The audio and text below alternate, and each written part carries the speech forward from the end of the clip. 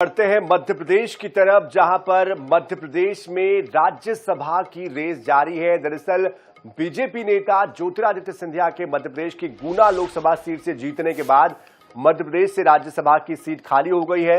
विधानसभा में संख्या के अनुसार खाली होने वाली इस राज्यसभा की सीट पर फिर से एक बार यह सीट जो है आंकड़ों के मुताबिक बीजेपी के खाते में ही जानी तय है और इस सीट से राज्यसभा भेजने के लिए कई नामों को लेकर चर्चा भी चल रही है। सूत्रों की माने तो बीजेपी इस खाली सीट पर केपी यादव या नरोत्तम मिश्रा में से किसी एक पर दांव लगा सकती है। इसके अलावा जयभान सिंह पवैया, पूर्व सांसद रमाकांत भार्गव के नामों को लेकर भी सियासी गलियारों में चर्चाओं का दौर तेज है।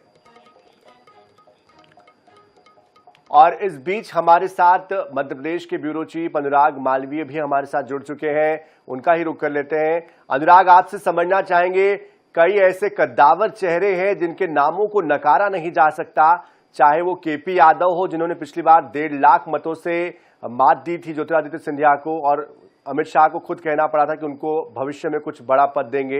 इधर नरोत्तम मिश्रा ने कई कांग्रेस के नेताओं को पार्टी में शामिल किया, तो इधर जयभान सिंह पवैया एक बड़ा चेहरा है, इसके अलावा भार्गव जी का एक चेहरा है। ऐसे में रेस में कौन सबसे आगे है, कौन सबसे करीब? बिल्कुल, देखिए कहीं ना कहीं ये एक बड़ा सवाल है और निश्चित रूप से लाजमी हो जाता है क्योंकि सीट खाली हो रही है ज्योतिरादित्य सिंधिया की।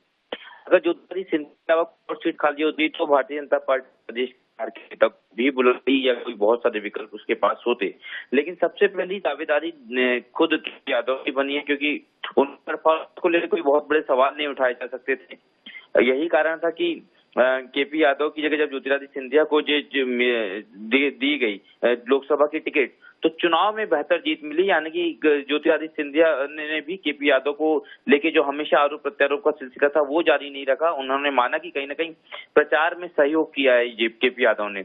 अब देखना ही होगी क्या पारितोषिक उनको मिलता है नहीं।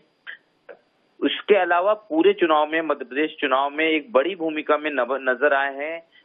अगर हम बात करें तो नरोत्तम मिश्रा जो कि ज्वाइनिंग टोली के मुखिया थे, उन्होंने बड़ी संख्या में कांग्रेसियों को तोड़ा और ज्वाइनिंग कराई।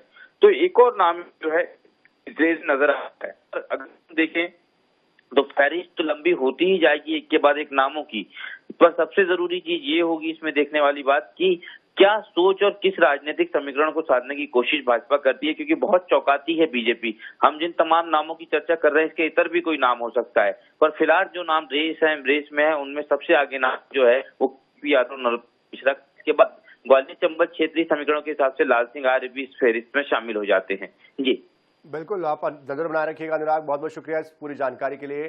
तो अनुराग मालवीय, ब्यूरो प्रमुख, हमारे साथ जुड़े थे मध्य प्रदेश, जो बता रहे थे कि फिलहाल 2 नामों का जिक्र ज्यादा हो रहा है लेकिन किसी और का भी नाम हो सकता है।